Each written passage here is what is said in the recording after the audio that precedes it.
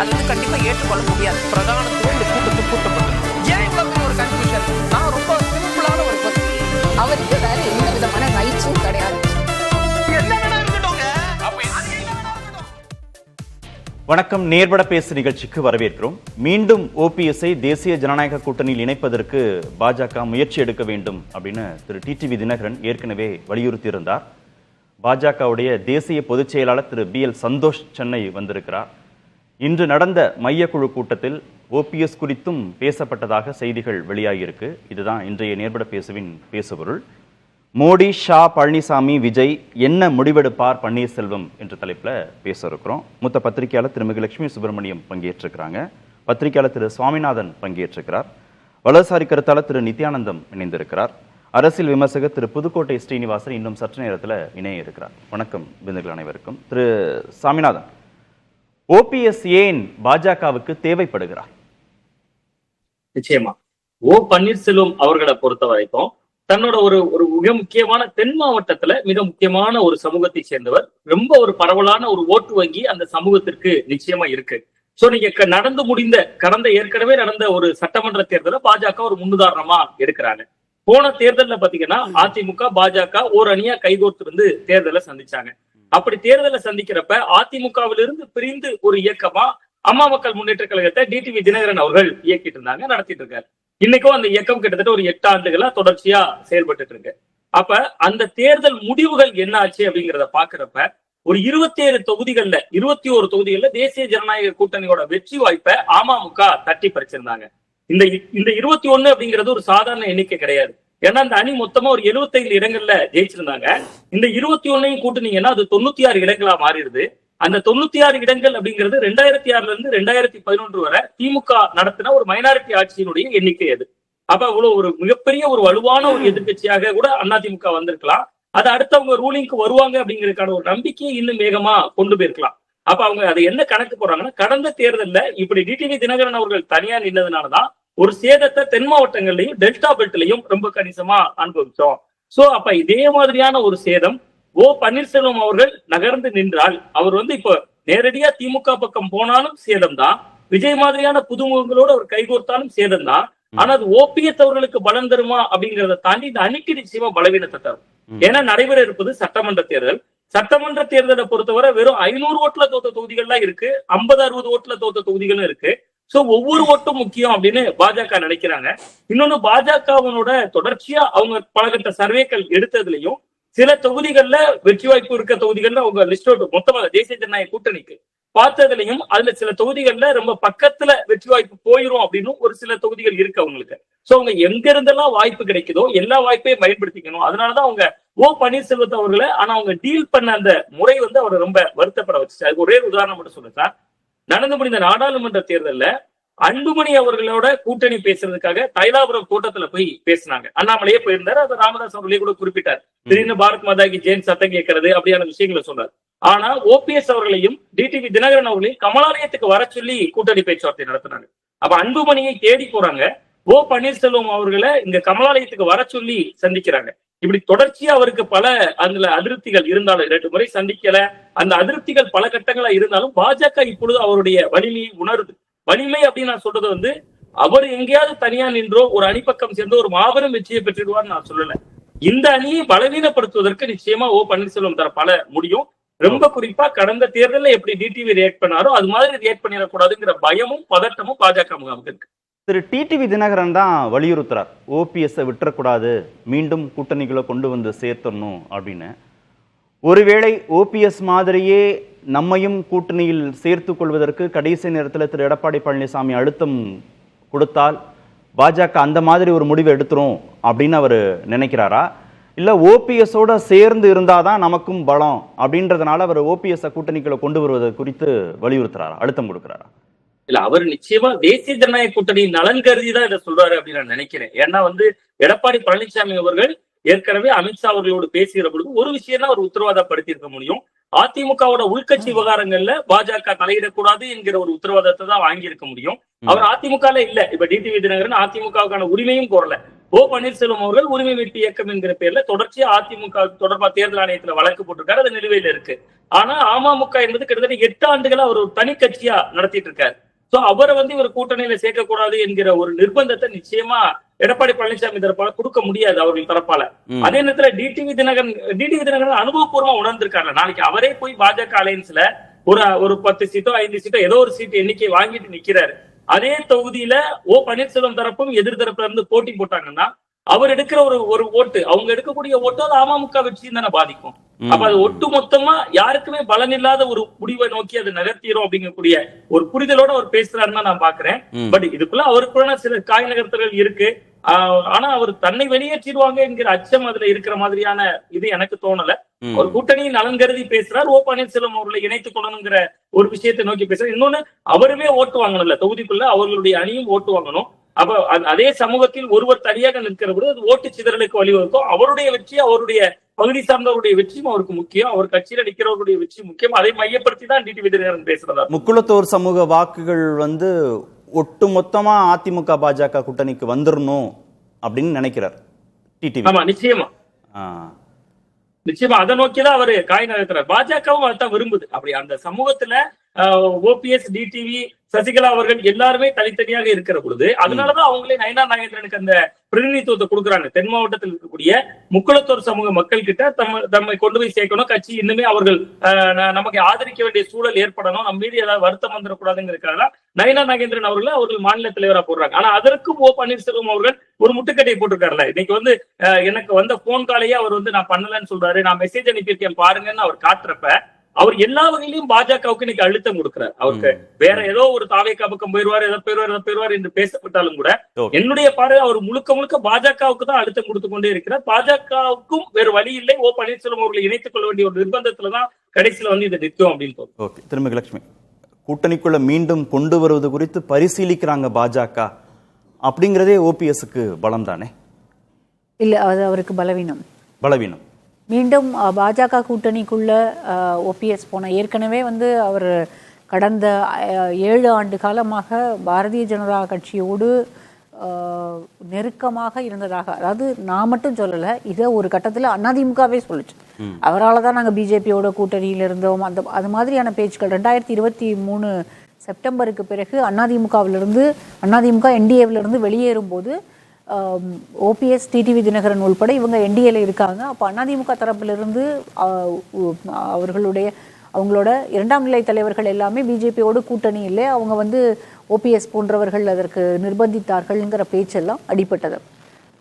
இப்போ அவர் எடுத்திருக்கிறது, இப்போ அவர் இன்னைக்கு தேனிக்கு போன போது கூட பெரியகுளத்தில் அவருக்கு ஒரு மிகப்பெரிய வரவேற்பு கிடைத்ததாக தான் நான் கேள்விப்பட்ட செய்திகள்லையும் அப்படிதான் பார்த்தேன். அவர் ஆன்டி பிஜேபி ஸ்டாண்ட் எடுக்கும்போது அவருக்கான ஸ்பேஸ் ஏற்கனவே பொலிட்டிக்கலாக அவரோட ஸ்பேஸ் சுருங்கிருச்சு, இல்லைன்னு இல்லை.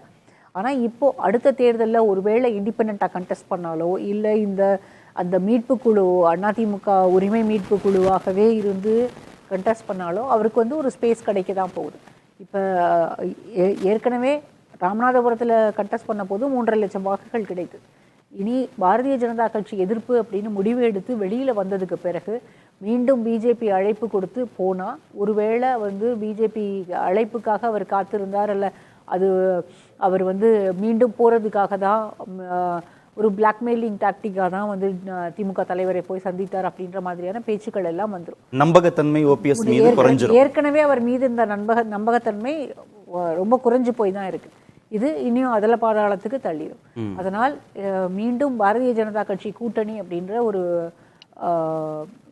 இடத்துக்கு அவர் நகர மாட்டார் அப்படின்னா, நாடாளுமன்ற தேர்தலில் என்டிஏ கூட்டணியில் நின்று தானே 3 லட்சம் வாக்குகள் வாங்குறாரு. அது தனி, அதாவது அவர் இண்டிபெண்டன்ட் கேண்டிடேட்டா தான் இருந்தாரு.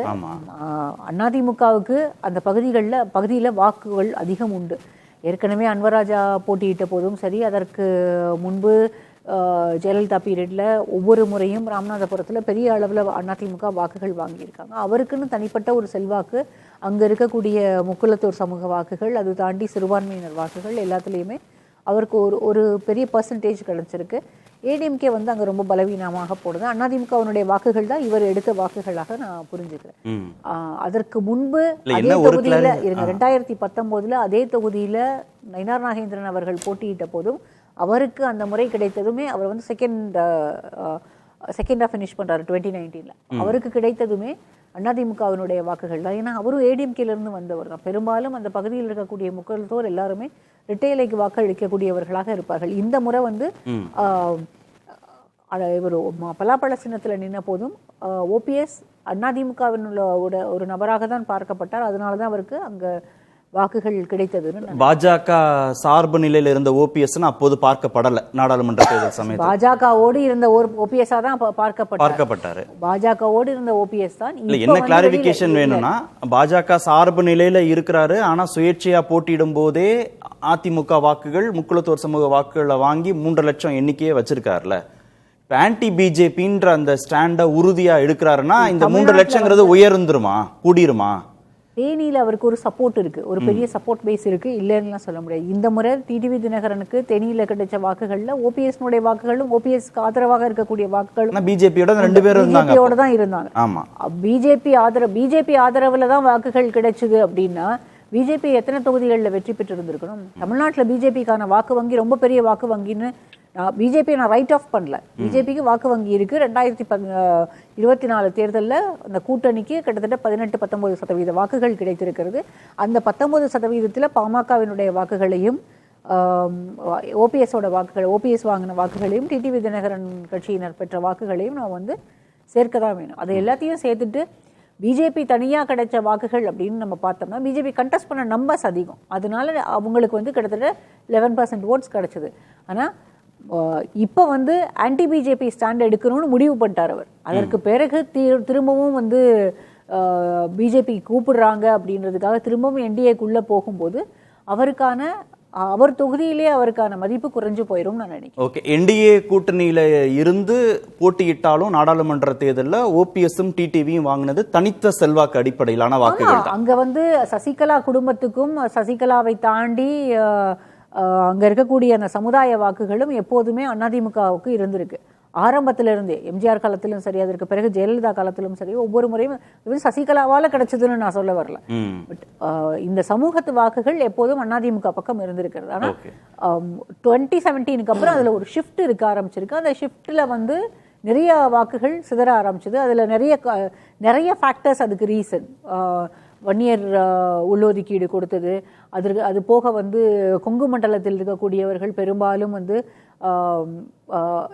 பவர் சென்டர்ஸில் இருக்கக்கூடிய ஒரு சூழல் ஏற்பட்டது. அது மாதிரி நிறைய ஃபேக்டர்ஸ் இருந்தது. ஆனால் அதையும் தாண்டி ஓரளவு செல்வாக்கு மிகுந்தவர்கள் இன்னைக்கும் அதிமுகவில் சவுத்தில் செல்வாக்கு மிகுந்தவர்கள் எல்லாருமே இருக்காங்க, இல்லைன்னுலாம் சொல்லல. ஆனா அவர்களுடைய வாக்கு வங்கி சவுத்துல சரிஞ்சிருச்சு. பட் இந்த சமூகத்து வாக்குகள் இவர்களுக்கு பலமாக இருந்திருக்கு. இப்ப எங்க கொண்டு வந்து நிறுத்திருக்கீங்கன்னா, அதிமுக வந்து பாஜக கூட்டணியில இருக்கு, இபிஎஸ் வந்து பாஜக கூட்டணியில இருக்காருங்கிறது ஒரு புறம், ஆன்டி பிஜேபி ஸ்டாண்ட வலுவா ஓபிஎஸ் எடுக்கிறாரு அப்படின்றது ஒரு புறம்னா, ஏடிஎம்கேவோட ஓட் பேட்டர்னே மாறும் அப்படின்னு தானே நீங்க சொல்ல வரீங்க? அதிமுக இன்றைக்கு சுக்கலாக இருக்கிறதுக்கு பாஜக ஒரு மிகப்பெரிய காரணம். 2017 ஜெயலலிதாவினுடைய மறைவுக்கு பிறகு ஓபிஎஸ் நீங்க போய் தர்ம யுத்தம் பண்ணுங்கன்னு சொன்னதும் இதே பாஜக தான். அதற்கு பிறகு நீங்க திரும்பவும் அதிமுகவில் சேர்ந்துக்குங்க, உங்களை துணை முதலமைச்சராக்க சொல்றோம்னு சொன்னதும் பாஜக தான். சசிகலாவை கைது செய்வதற்கான எல்லா வழிகளையும், ஏன்னா ஜெயலலிதா ஹாஸ்பிட்டல்ல இருக்கும் போதே அந்த வழக்கு ஃபைனல் ஹியரிங் எல்லாம் முடிச்சு அந்த வழக்கு வந்து தீர்ப்பு மட்டும் ஒத்தி வைக்கப்பட்டது. அப்போ கரெக்டா அந்த February 14 தீர்ப்பு கொடுக்க வேண்டிய கட்டாயம் ஏன் வந்ததுன்னு தெரியல. அதற்கு முன்பு வித்யாசாகர் ராவ் கவர்னரா இருக்காரு, சசிகலா வந்து உரிமை கோருறாங்க, அவரை வந்து பார்க்க முடியல, இங்கே வந்து அவர் இருக்கவே இல்லை. ஆனால் ஓபிஎஸ்ஸை வந்து திரும்பவும் கட்சிக்குள்ள இணைக்கிறதுக்கும் துணை முதலமைச்சர் ஆக்கிறதுக்கும் வித்யாசாகர் ராவ் திரும்பவும் பாம்பேல இருந்து வந்து அதெல்லாமே செய்யறாங்க. ஸோ அதிமுக இன்றைக்கு தன்னுடைய தன்மையை இழந்து நிற்பதற்கு ஒரு மிகப்பெரிய காரணம் பாஜக. மற்ற மாநிலங்கள்ல எப்படி வந்து ரீஜனல் பார்ட்டிஸை ஸ்வாலோ பண்ணாங்களோ அதே போல இங்க வந்து அவங்க கையில் எடுத்தது அதிமுக தான். இன்னைக்கு பாஜகவிலிருந்து ஓபிஎஸ் வெளியேறியதும் அல்லது இன்னைக்கு வந்து பிஜேபி வந்து கூப்பிடுறாங்களே ஓபிஎஸ், இதுக்கு முன்னால் அன்னைக்கு மோடி அவர்கள் வந்தபோது ஒரு அப்பாயின்மெண்ட் கொடுத்துருக்கலாமே, அவர் வெளியிலே போயிருக்க மாட்டாரு. எப்போதுமே இவங்க சொல்றதை கேட்டுக்கிட்டு தானே இருந்திருக்காரு. நீ இண்டிபெண்டா கண்டெஸ்ட் பண்ணாலும் கண்டெஸ்ட் பண்ணிருக்காரு, போய் எடப்பாடியோட சேர்ந்துக்கோனாலும் சேர்ந்துக்கிட்டு இருக்காரு, அவருக்கு எடப்பாடி பழனிசாமிக்கு விட்டு கொடுனாலும் விட்டு கொடுத்துருக்காரு, ஈரோடு கிழக்குல போட்டியிட வேண்டாம்னு சொன்னாலும் அவனு போட்டியிடாம, அண்ணாமலை உங்களுக்கு கேம்பெயின் பண்ணுவாரு இல்ல அண்ணாமலை உங்களுக்கு வரமாட்டாருன்னு சொன்னாலும் சரின்னு கேட்டிருக்காரு. பாஜகவில் இருக்கக்கூடிய தலைவர்கள் அவரை விட சீனியர்ஸா இல்லாம அவரை விட பெரிய அளவுல எக்ஸ்பீரியன்ஸ் இல்லாத லீடர்ஸா இருந்தா கூட சரின்னு சொல்லி அவங்க சொல்றது எல்லாமே கேட்டுக்கிட்டு தான் இருந்திருக்காரு. ஓபிஎஸ் நீங்க வந்து கூட்டணியில வச்சுக்கிறதுக்கு இல்ல வெளியில போறதுக்கு சொல்றதுக்கு எதுவுமே இல்லையா? அவர் அங்கதானே இருந்தாரு, நீங்க என்ன சொன்னாலும் அங்கதானே இருந்தாரு. வாரணாசியில மோடி அவர்கள் கண்டெஸ்ட் பண்ணும்போது அழைப்பே இல்லாம போனவர், அங்க அழைப்பே இல்லாம தானே போனார். அப்படிப்பட்ட ஒருவரை திரும்பவும் நீங்க வந்து நீங்க கூப்பிடணும்ன்ற அவசியம் என்ன வந்தது? அவர் ஆன்டி பிஜேபி ஸ்டாண்ட் எடுக்கணும்னு முடிவு பண்ணார். கரெக்டான புள்ளி. இப்ப என்னன்னா, இந்த மன வருத்தம் சரி செய்யப்பட்டு சமரசம் செய்யப்பட்டா ஓபிஎஸ் வந்து பழைய பாஜக நட்பை புதுப்பிக்கிறது அப்படின்ற இடத்துக்கு நகர போறாரான்றதான் கேள்வி. இல்ல ஆன்டி பிஜேபின்னு ஒரு ஸ்டாண்டை எடுக்கிறோம், இன்னொரு பக்கம் பாஜக கூட்டணின்னு இபிஎஸ் நிக்கிறாரு, அப்ப நமக்கு ஒரு மைலேஜ் கூடும் செல்வாக்கு கூடும் அப்படின்னு பாஜக எதிர்ப்பு நிலையை இன்னும் தீவிரப்படுத்திடுவாரா அப்படின்றதான் ரெண்டாவது கேள்வி. எந்த இடத்துக்கு வர போறாரு? நான் புரிஞ்சுக்கிறது அவர் பாஜக எதிர்ப்பு நிலையை தீவிரப்படுத்த போகிறார் அப்படின்னு. ஏன்னா இன்றைக்கு பெரியகுளம் போன போது அவருக்கு கிடைத்த வரவேற்பு வேறு. அதனால இனி வந்து பாரதிய ஜனதா கட்சியோடோ அல்லது என்டிஏவுக்குள்ளோ அந்த உறவோடு இருக்கிறது நமக்கு சாத்தியப்படாது அல்லது தேவையில்லை அப்படின்ற ஒரு முடிவு அவர் எடுத்திருக்காருன்னு நான் புரிஞ்சு. ஓகே திரு நித்யானந்தம், பாஜக எதிர்ப்பு நிலைய தீவிரப்படுத்துறதுனால தன் சமூகத்துல இல்ல அதிமுக தொண்டர்கள்ட்ட நமக்கு ஒரு செல்வாக்கு கூடும் அப்படின்றது ஓபிஎஸ் முடிவுனா, அவரை சமாதானப்படுத்தணும்னு பாஜக நினைக்கிற அந்த முயற்சிக்கு என்ன பலன் கிடைச்சிட போகுது? புதிய தலைமுறை நேர்பட பேசி நேயர்களுக்கு என்னுடைய வணக்கத்தினை தெரிவித்துக் கொள்கின்றேன். நீண்ட நேரம் லக்ஷ்மி அவர்கள் பேசியதை நான் கேட்டேன். கம்மியாக தான் பேசுகிறாங்க, முழுக்க முழுக்க முரண்பாடான பேச்சு. இங்கெல்லாம் முரண்பட்டார் என்று சொன்னால் மக்களுக்கு ஓரளவுக்கு புரியும். அதனால் எந்த அளவுக்கு சுருக்கமாக சொல்ல முடியுமோ சொல்கிறேன். பாரதிய ஜனதா கட்சியிலே சேர்ந்ததுனால தன்னுடைய செல்வாக்கு குறைந்து விட்டது, தான் வெற்றி பெற முடியவில்லை என்பதை அதுதான் உண்மை. பன்னீர்செல்வமுக்கு அது புரிந்தது என்று சொன்னார்கள். இவர் மோடியை சந்திக்க அனுமதிக்கப்படவில்லை என்று சொன்னபொழுதுதான் என்டிஏவிலிருந்து வெளியே போயிருக்கிறார். அப்போது பன்னீர்செல்வம் அவர்களே பாரதிய ஜனதா கட்சியில் சேர்வதனால என்னுடைய வாக்குகள் குறையல, செல்வாக்குகளும் குறையல, ஆனால் என்னை அவமானப்படுத்தி பகுத்தறிவின் காரணமாக எனக்கென்று ஒரு சுயமரியாதை இருக்கிறது. அந்த சுயமரியாதை காரணமாகத்தான் நான் வெளியேறினேன் என்று சொன்னாரே தவிர எடப்பாடி அளவிற்கு எனக்கு சிறுபான்மை ஓட்டு கூட கிடைக்கவில்லை என்று கூட பழிக்கவில்லை. இதை நாம தெளிவா தெரிஞ்சு அந்த கடைசியில் அவங்க வந்துட்டாங்க. இல்ல அந்த புள்ளி எனக்கு புரியுது. என்னுடைய சுயமரியாதை பாதிக்கப்பட்டிருக்குன்னு ஓபிஎஸ் தரப்புல சொல்லப்பட்டு வெளியேறினா நீங்க சொல்றது சரி. பாஜக இடம்பெற்றிருக்கக்கூடிய தேசிய ஜனநாயக கூட்டணி ஆபத்தான கூட்டணி அப்படின்னு திரு பண்டுட்டி ராமச்சந்திரன் சொல்றாரு. அதுக்கப்புறம் பாஜக மத்திய அரசை எதிர்த்து அறிக்கைகள் வருது, கண்டன அறிக்கைகள் ஓபிஎஸ் தொடர்ந்து வந்துட்டே இருக்குன்னா இப்ப பாஜக எதிர்ப்பை நம்ம தீவிரப்படுத்தலான்னு ஒரு மைண்ட் செட்டப்புக்கு அவர் வந்த மாதிரி தானே தெரியுது. ஒரு கதவை சாத்திட்டீங்கன்னா அடுத்த கதவை திறந்தா உள்ள போதுதான் செய்வான். நீங்க உள்ளே அனுமதிக்கவில்லை என்று சொன்னால் வேறொரு நாடத்தான் செய்வார்கள். அப்படி செய்யும் போது உங்களை வெற்றி பெறுவதற்காக விட்டு வைப்பார்களா? இல்ல இப்ப என்ன சிக்கல்ங்கிறதுக்காக நான் அவங்க லட்சுமி மேடத்துல அந்த கேள்வியை திரும்ப கேட்டேன்னா, பாஜக சமாதானப்படுத்தி சமரசத்தை ஏற்படுத்தி ஓபிஎஸ் உள்ள கொண்டு வந்துட்டா பரவாயில்ல, ஆனா ஓபிஎஸ் வந்து கொண்டு வர முடியல, அவர் உறுதியா பாஜக எதிர்ப்பை தீவிரப்படுத்த போறாருன்னா ஏற்கனவே அதிமுக பாஜக கூட்டணி வச்சிருக்கிற ஓட் பேங்க் இருக்குல்ல, ஏடிஎம்கேட ஓட் பேங்க், அதுலயும் பெருமளவு பாதிப்பு வந்துடாதா? அது அந்த பக்கம் நகர்ந்துராதா? தேசிய ஜனநாயக கூட்டணி சுருக்கமா பாஜக புரியும், அப்படிதான் பேசுறாங்க. தேசிய ஜனநாயக கூட்டணியும் சுருக்கமா பாஜக எப்படி சொல்ல முடியும்? அதிமுக பாஜக கூட்டணின்னா சுருக்கமா சொல்லலாம். ஆமா, ஆனா அதிமுகவும் தேசிய ஜனநாயக கூட்டணி தான் இருக்கு. அதை நாம சொல்லாம விட்டுறதுனால மக்களுக்கு புரியாம இருக்கலாம். ஏன்னா அது ஒரு முக்கியமான வேலை, அந்த பரப்புரையில் அதை செய்யணும். அதை எடப்பாடி கூட ஏன் மிஸ் பண்ணுறான்னு தெரியல. Hard work alone cannot give you profit, even smart work will give. அதாவது கடுமையான உழைப்பதன் காரணமாக வெற்றி பெறலாம்னா கிடையாது. புத்திசாதுரியம் கூர்மையான அறிவோடையும் சில விஷயங்களை அணுகணும். அப்போது பழனிசாமி அவர்கள் அதிமுகவில் நீங்கள் சேர்க்காமல் இருக்கலாம், தினகரன் அதிமுகவில் சேர்க்காமல் இருக்கலாம், ஒன்றுபட்ட அதிமுக வேண்டும் என்று பாரதிய ஜனதா கட்சி விண்ணப்பிக்கலாம். ஆனால் எதுவும் ஒத்து வரவில்லை என்று சொன்னால் இந்த தலைவர்களை பாரதிய ஜனதா கட்சியின் கூட்டணியில் வைத்துக்கொண்டு இவர்களுக்கு ஒதுக்குகின்ற சீட்டுகளில் உள்ஒதுக்கீடு கொடுத்து சேர்த்துக் கொள்ள வேண்டும். அதுதான் அரசியல் எப்பொழுதுமே நடக்கிறது. அதுக்கு தான் தயாரா இல்லையே. இல்ல தயாரா இல்லைன்னு நீங்க சொல்றீங்க. இபிஎஸ் சொன்ன ஸ்டேட்மெண்ட் தான் நான் சொல்றேன். இபிஎஸ் அவருடைய கட்சியும் அவருக்கு என்ன வேண்டும் சீட்டுங்கிறத மட்டும்தான் பார்க்க முடியும். இறுதி கட்டத்தை அங்கேதான் வரும். இறுதியில அங்கேதான் வரும். என்டிஏக்குள்ள யாருன்ற முடிவை அவர் எடுக்க முடியாதுன்றீங்களா? என்டிஏ வெற்றி பெற வேண்டும். அதிமுக ஆட்சி, அதாவது பெரும்பான்மை பெற்று இங்கே அதிமுகவுடைய முதலமைச்சர் வேண்டும் என்று பாஜக நினைக்கக்கூடிய அளவிலாவது அதிமுக நினைக்க வேண்டும். அது எடப்பாடிக்கு புரிய வேண்டும். அது புரியாம ஏதோ நமக்கு ஏதோ அதுவாகவே வந்து நம்மளை முதலமைச்சர் ஆக்கிடும் என்று நினைச்சா முடியாது.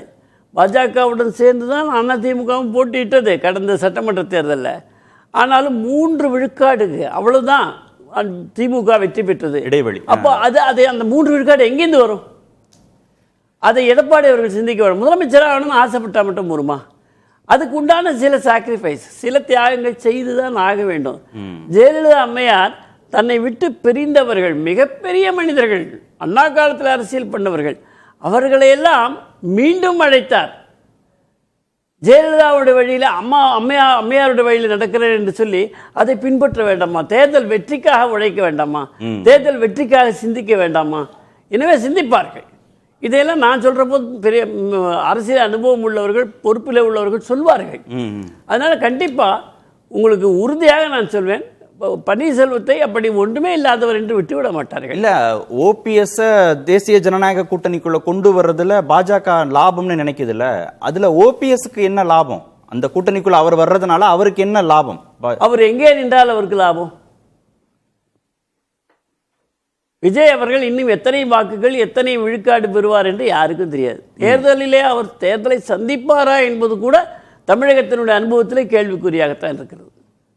ஏனென்றால் ரஜினிகாந்த் அவர்கள் அவ்வளவு வேகமாக கட்சியை கூட துவங்கி விட்டார், பேரும் வைத்து விட்டார், ஆட்களையும் சேர்த்து விட்டார். ஆனால் ஹைதராபாத் போன உடனே சன் பிக்சர்ஸ் அவங்களுடைய அந்த படப்பிடிப்புக்கு அவர் போன உடனே அங்கே கொரோனா வந்து விட்டது, அவர் யாரிடம் பேச முடியாமல் போய்விட்டது, அரசியலிருந்தே நான் விலகிக் கொள்கிறேன். திரு விஜய்கிட்ட கொஞ்சம் உறுதி தெரியுது, தேர்தலில் வந்து போட்டி போடுறது குறித்த உறுதி தெரியுது அவங்க. அதோட நின்னாரு. ஆனா இங்க கட்சியே ஆரம்பிச்சிட்டாருங்க. தமிழறிவணியன் போன்றவர்கள் கட்சியில வந்துட்டாங்க. இதே அண்ணாமலை அவர்கள் கூட அவருடைய முதலமைச்சராக இருப்பார் என்று ஊடகங்கள் பேசப்பட்டன. இவ்வளவு இருந்தும் அவர் இப்போ இந்த தேர்தலுக்கு அவரை பற்றி நம்ம பேச வேண்டியதில்லை. இருந்தாலும் நான் நினைவுபடுத்துறேன், இப்படிப்பட்ட சம்பவங்கள்லாம் தமிழ்நாட்டில் நடந்திருக்கு. அதனால விஜய் நிற்க மாட்டார்னு அர்த்தம் இல்லை, நிற்காமல் போனாலும் அதிசயம் இல்லை. இது நமக்கு பழகிய ஒன்று. அப்ப ஓபிஎஸ் வந்து விஜய் பக்கம் போறதுனால ஓபிஎஸ்க்கு பெருசா ஒன்னும் லாபம் கிடைக்க போறது இல்லை. இப்பொழுது உடனடியாக தெரியாது அவருக்கு. சரி, ஒரு தேர்தலை விஜய் சந்தித்த பிறகுதான் அது என்ன என்று தெரியும். ஒருவேளை இந்த பக்கம் அதை காட்டிலும் உறுதியாக இவ்வளவு ஓட்டு இருக்கு, 3% ஓட்டுல தான் திமுக தோத்துது.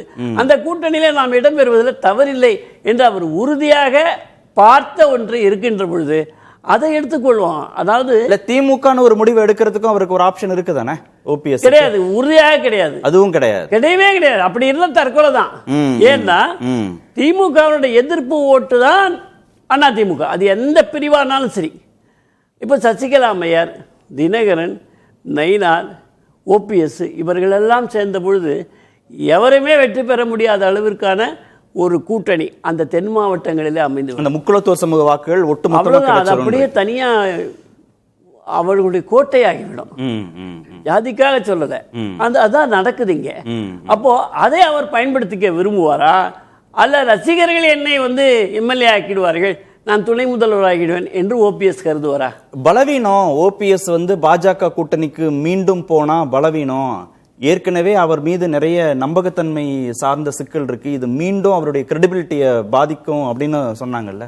ஓபிஎஸ் அவர்களுக்கு எந்த பாதிப்பும் ஏற்படாது என்று அவருக்கும் தெரியும். அவர் மீது எந்த விதமான ஒரு பாதிப்பும், அவர் மீது ஒரு பழிச்சொல்லும் என்டிஏல கிடையாது. ஓகே, ஒருவேளை யாரையாவது என்டிஏல விமர்சித்திருப்பார்கள் அல்லது என்டிஏ ஆதரவாளர்கள் விமர்சித்திருப்பார்கள் என்று சொன்னால் அது எடப்பாடி மேல் தான். அந்த எடப்பாடியே என்டிஏ நம்பி வரும்பொழுது எனக்கு சிறுபான்மை வாக்குகள் கிடைக்கவில்லை, அதனால் நான் வெளியே வந்து விட்டேன் என்று சொல்லி மீண்டும் முழுக்க முழுக்க கதவை சாத்தி விட்டேன் சொன்ன எடப்பாடி அவர்கள் பாஜகவை நாடி டெல்லிக்கு சென்று பேசி வருகிறார் என்றால் அதுதான் லாபகரமானது. திமுகவுடன் சேர்வதற்கான வாய்ப்பில்லை. சேர்ந்தா ஒரே கழகமாக மாறிவிடும். அண்ணா இருந்த கழகமாக அதை மாற்றலாம், அதை வரவேற்கலாம். ஏன்னா அதற்கு எதிராக ஒரு தேசிய கட்சி இருக்கலாம் அல்லது விஜய் போன்றவர் புதிய அரசியல் மாற்றங்கள் வரும். அது நிகழ்வதற்கு இப்பொழுது நேரம் இல்லை, அவ்வளவுதான். திரு சீனிவாசன், முக்குளத்தோர் சமூக வாக்குகள் தென் மாவட்டத்தில் இருக்கக்கூடிய வாக்குகள் ஒட்டுமொத்தமா வரணும்னா அதிமுக பாஜக கூட்டணிக்கு ஓபிஎஸ் முக்கியம் அப்படின்னு பாஜக ஆதரவாளர் நினைக்கிறார், திரு நித்யானந்தம் நினைக்கிறார். ஆனா லாஜிக்காவும் அது சரிதானே அவர் நினைக்கிறது? அந்த வாக்குகள் செதறாம உள்ள வரணும் கூட்டணிக்குள்ள அப்படின்னு நினைக்கிறது. வணக்கம். அதுக்கு முன்னாடி ஐயா நித்யானந்த ஐயா ஒரு கருத்து சொன்னாங்க. அதாவது ஸ்ட்ரைட்டா முதலமைச்சராக ஆக மட்டும் ஆசைப்படலாமா, உழைப்பவரே உயர்ந்தவர்னு சொல்ற இயக்கம் அனைத்து இந்திய அண்ணா திராவிட முன்னேற்ற கழகம். உழைக்கிறவங்களுக்கு ஒரு தனி மரியாதையும் சிறப்பும் இந்த கட்சியில உண்டுங்கிறது நான் தப்பா சொல்லல. உழைக்கிறார், உழைப்பு மட்டுமே போதாது, வேற ஒண்ணும் இல்ல. களப்பணி அதிமுக களப்பணியில் சளைத்த இயக்கம் அல்ல, அது ஒரு சரியான களப்பணியாற்றுகின்ற ஒரு இயக்கம் ஒண்ணு. அதற்கடுத்து மரியாதைக்குரிய லட்சுமி அம்மா சொன்னாங்க, அதிமுக தனித்தன்மையை இழந்து கொண்டிருக்கிறது, அது எந்த காலத்திலும் தனித்தன்மையை இழக்காதுங்கிறத நான் பதிவு செய்யணும். அதற்கு பிறகு அதாவது ஐயா ஓபிஎஸ் பொறுத்தவரையும் கடந்த மாதம் 31ஆம் தேதி ஒரு அவமரியாதை ஏற்பட்டுருச்சு அப்படின்னு சொல்லி மோடி ஐயா சந்திக்க முடியாத வருத்தத்தை வெளிப்படுத்தினார். அதற்கு பிறகு எந்த கண்டனத்தையோ வருத்தத்தையோ அந்த கல்விக்கு கடிதம் எழுதினதற்கு பிறகு நேரடியாக என்டிஏவை அவர் தாக்கவில்லை. கூட இருக்கிறவங்க பேசினாங்கன்னா அது எப்படின்றது அரசியல்ல அதான் அவரே சொல்றார். அரசியல் நிரந்தர நண்பனும் இல்லை எதிரியும் இல்லை, அது எந்த காலத்துக்கு தகுந்த மாதிரி அது மாத்திக்கலான்ற மாதிரி அவர் சொல்றார். அப்ப நீங்க நெறியாளர் குறிப்பிட்ட மாதிரி சில பகுதிகள் தென் மாவட்டங்கள்ல ஒரு 69 சட்டப்பேரவை தொகுதி, மதுரையில் ஆரம்பிச்சு சிவகங்கை, தேனி, தூத்துக்குடி, கன்னியாகுமரி, தென்காசி எல்லாத்தையும் வச்சுக்கிட்டாலும் இப்ப ஐயா ஓபிஎஸ்க்கு ஒரு சிறிய வாக்குகள் இருக்குது அப்படின்னு எடுத்துக்கிட்டாலும் அந்த வாக்குகளை தேசிய ஜனநாயக கூட்டணி வீணடிக்காது. அதிமுக பாஜக கூட்டணி எந்த வாக்குகளையும் இழக்க தயாராக இல்லை. அதுக்கு என்ன காரணம்னு கேட்டீங்கன்னா, இன்றைக்கு திமுக அரசு ஒரு காட்டாட்சி அரசு, துப்புரவு பணியாளருக்கு கூட உத்தரவாதம் தராத ஒரு அரசை அப்புறப்படுத்துவதற்காக இணைந்திருக்கிற ஒரு அற்புதமான கூட்டணி என்டிஏ கூட்டணி.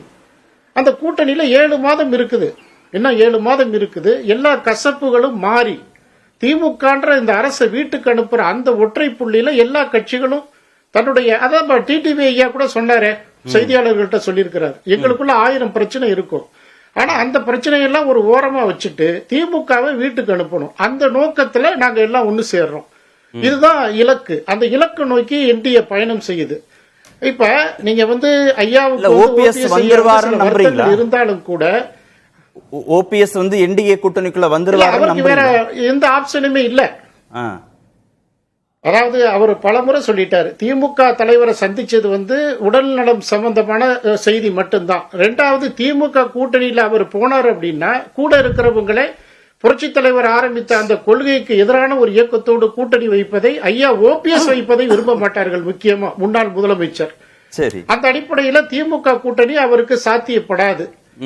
அந்த வகையில் அதற்கு அடுத்து வேறு எந்த இயக்கத்தோடு போவதற்கான வாய்ப்புகளை அவர் இதுவரையும் சொல்லவும் இல்லை, ஆரிடமும் இல்லை, எதுவும் இல்லை.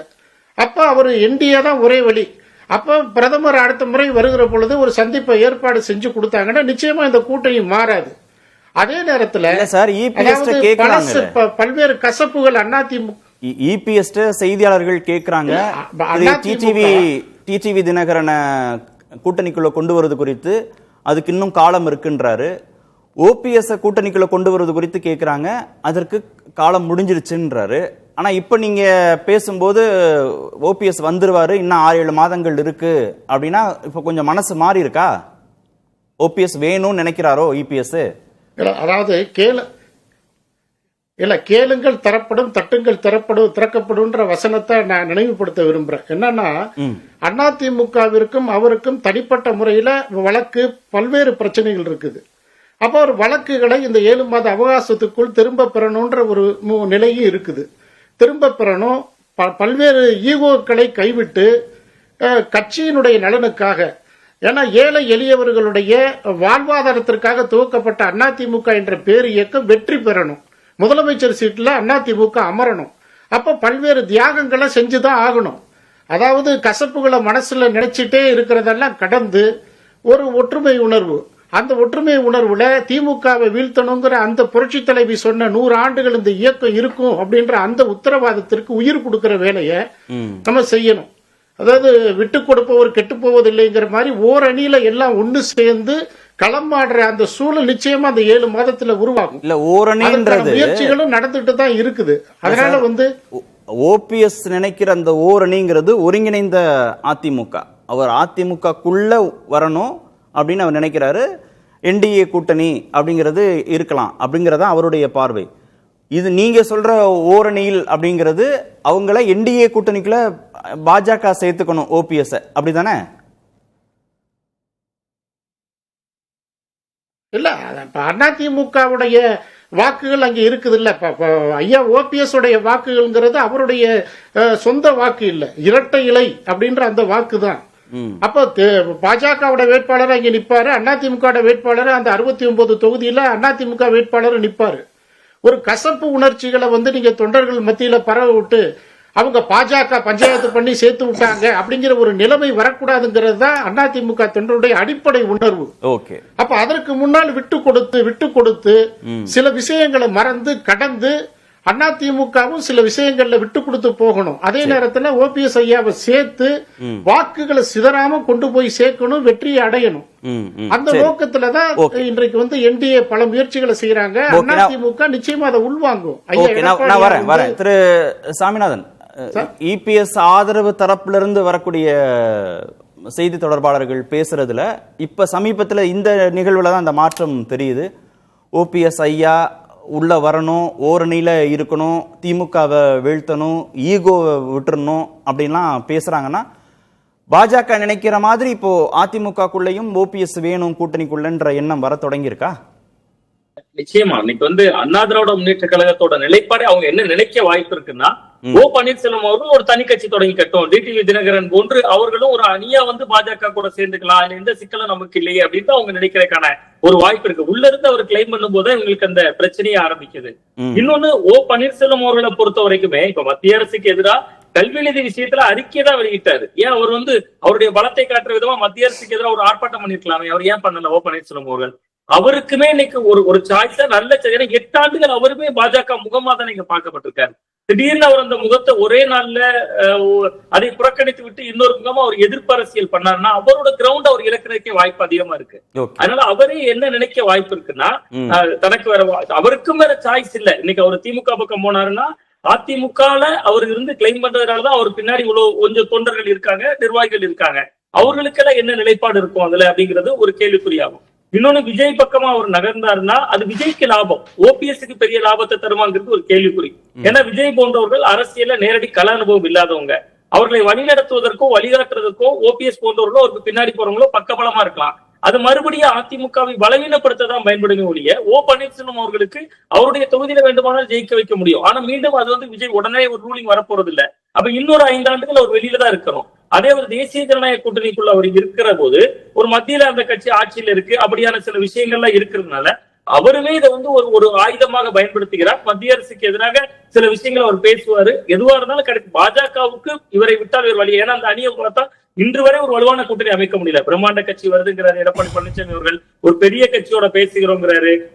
ஒரு கட்டத்துல பாஜகவை கூட்டணியில வைத்து விட்டே கம்யூனிஸ்டுகளை சிவப்பு கமலம் விரித்து வரவேற்கிறோம் வரைக்கும் பேசுற காட்சிகளை நம்ம பார்த்தோம். சோ அப்ப அவர்களுக்கு இப்ப சார் குறிப்பிட்டாங்க ஓரணியில எல்லாரும் தரணும் அப்படின்னு. தமிழ்நாட்டுல திமுக ஓரணியில் தமிழ்நாடுன்னு சொல்லி வீடு வீடா போய் உறுப்பினர்களை சேர்க்கிறாங்க. இங்க அதிமுகவினரை முதல்ல ஓரணியில திரட்டுறக்கே போராடிட்டு இருக்காங்க. முன்னாள் அதிமுகவினர், இந்நாள் அதிமுகவினர்.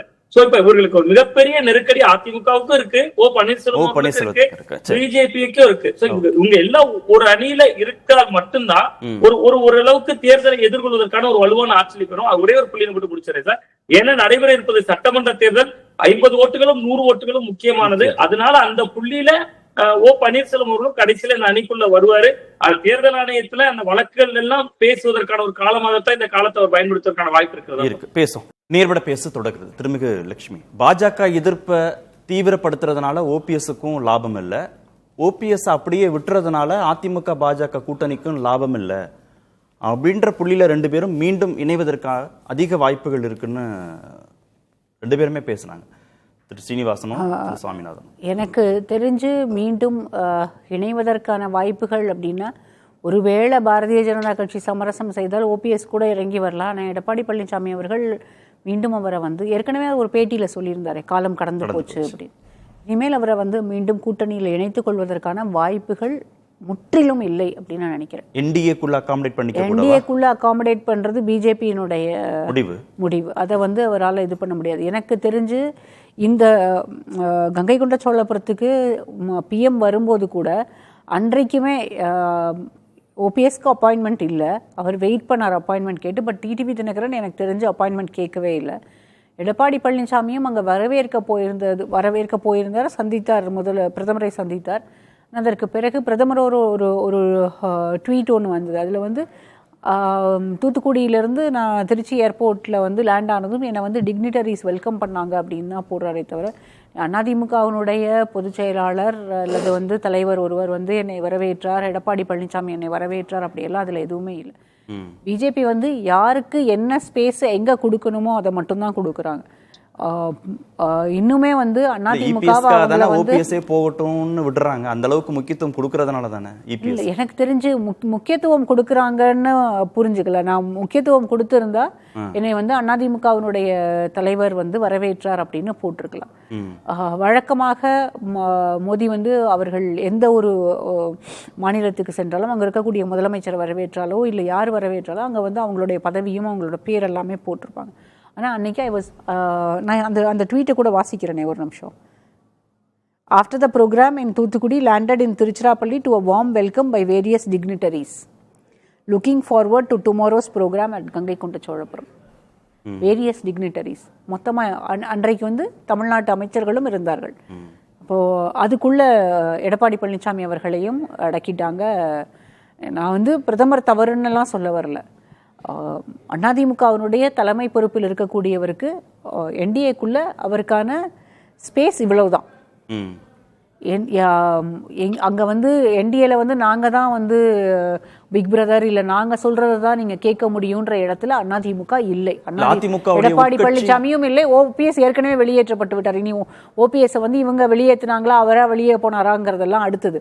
அதனால இனி அந்த ஓபிஎஸ்க்கு என்டிஏவில் இடம் இல்லை அப்படின்னு தான் நான் புரிஞ்சுக்கிறேன்.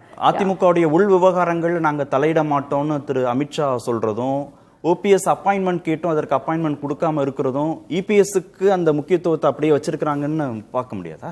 எடப்பாடி பழனிசாமிக்கு முக்கியத்துவம் கொடுக்கக்கூடிய இடத்துல அல்ல அவருக்கு மட்டும்தான் அந்த ஸ்பேஸ் அப்படின்னு இருந்திருந்தா இங்க இந்த ட்வீட் வேற விதமாக இருந்திருக்கலாம். அவர் பெயர் இருந்திருக்கும். டிக்னிட்டரிஸ் எப்படி அதிமுகவிலிருந்து மிகப்பெரிய தலைவர்கள் எடப்பாடி பழனிசாமி உள்பட கேபி முனுசாமி 4 பேர் போறாங்க. இன்னைக்கு இந்த 4 பேரையும் மென்ஷன் பண்ணல. சரி, எல்லார் பேருமே போட வேண்டாம். எடப்பாடி பழனிசாமி உங்க கூட்டணி கட்சியினுடைய தலைவர். இங்க அதாவது கூட்டணியில இருக்கக்கூடிய மிகப்பெரிய கட்சி அதிமுக தான். இப்போ அதிமுகவினுடைய தலைமை பொறுப்பில் இருக்கக்கூடிய ஒருவரோட பெயரை அந்த ட்வீட்ல மென்ஷன் பண்றதுல ஒரு பெரிய சிக்கல் இருந்திருக்க போறது இல்லை. அமைச்சர்களோட பேரை போடணும், புரோட்டோகால் அது போடணும் போட வேண்டாம் அப்படின்றதெல்லாம் நான் கேட்க. வெல்கம் பை வேரியஸ் டிக்னிட்டரிஸ் அதுக்குள்ளேயே அடக்கிட்டார், எல்லாரையும் சமன்படுத்திட்டாங்க. ஆமா. சரி, ஓபிஎஸ்க்கு என்ன சாய்ஸ் இருக்கு? இங்க அதிமுக பாஜக கூட்டணிக்குள்ள நான் இனிமே போக மாட்டாரு அப்படின்றது உறுதினா, ஒரு பக்கம் திமுக இருக்கு, இன்னொரு பக்கம் எனக்கு தெரிஞ்ச அவர் திமுக பக்கமும் போறதுக்கான வாய்ப்புகள் இல்லை, அறவே இல்லை. ஆனா ஏன்னா அன்றைக்கே அவர் அதை தெளிவுபடுத்திட்டார். நான் அவருக்கு உடல்நிலை பாதிக்கப்பட்டதுனால முதலமைச்சரை நான் சந்திக்க வந்தேன், அவ்வளவுதான். நிரந்தர எதிரியும் இல்லை, நிரந்தர நண்பனும் இல்லை அரசியல்ங்கிறத சொல்லிட்டார். சூஸ் பண்ணால் விஜய் சூஸ் பண்ணலாம். பட் விஜய் அரசியலுக்கு முற்றும் புதிதானவர். அவரோட போய் இருக்கிற ஒரு முடிவை வந்து ஓபிஎஸ் எடுப்பாரான்னு எனக்கு தெரியல. மீண்டும் ஒருவேளை இண்டிபெண்ட்டாகவே கண்டெஸ்ட் பண்ணுறதுக்கான வாய்ப்புகள் இருக்குன்னு தான் நான் புரிஞ்சுக்கிறேன். ஓகே, மீண்டும் போகிறதுக்கு வாய்ப்பு இல்லைன்னா திரு நித்யானந்தம், திமுக பக்கமும் போகிறதுக்கான வாய்ப்பு இல்லை, தாவேகாவும் அவருடைய சாய்ஸா இல்லைன்றது நீங்க சொன்னதுல ரெண்டுமே ஏத்துக்கிறாங்க.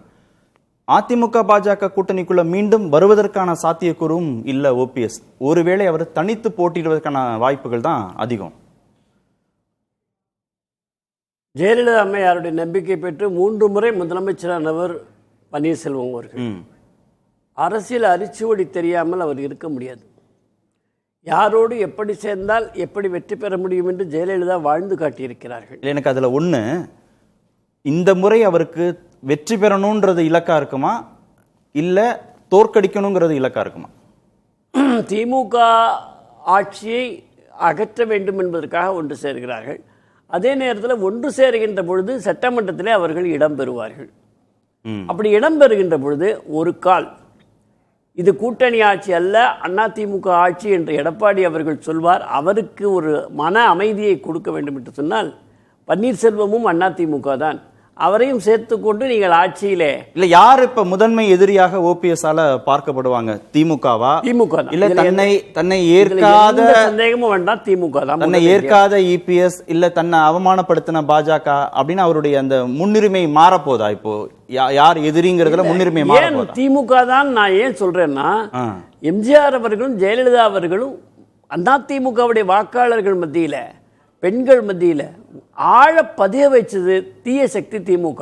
அதோடு சேர்ந்தா அதிமுகவை ஆதரிக்கிறவங்களோட ஒரு ஓட்டு கிடைக்காது. அது பன்னீர் அவர்களுக்கு நன்றாகவே தெரியும். இன்றைக்கு நான் அண்மையில் எனக்கு கிடைச்ச செய்தி, அது உங்களுக்கும் கிடைச்சிருக்கும். திராவிட முன்னேற்ற கழகத்தினுடைய தலைவர் ஸ்டாலின் அவர்கள் தன்னுடைய கூட்டணி கட்சி சார்ந்த அத்தனை பேருக்குமே, நீங்கள் ஆட்சி மீது குறை சொல்லால், உங்களுக்கு குறை இருந்தால் என்னிடம் வந்து சொல்லுங்கள், அறிக்கையாகவோ வெளிப்படையாகவோ இப்படி நீங்கள் தேர்தல் நேரத்தில் குறை சொல்லிக் கொண்டே இருந்தால் நாம் வெற்றி பெறுவது மிக கடினமாக ஆகிவிடும். எனவே சற்று அடக்கி வாசியுங்கள் என்று எல்லோருக்கும் சொல்லியிருக்கிறார் என்றால் அங்கே சற்றே பீதியை கிளப்பி இருக்கிறது என்பதாகத்தான் அர்த்தம். அப்படி ஒன்றும் செய்திகள் வரல உங்களுக்கு வந்து? எனக்கு வந்திருக்கு.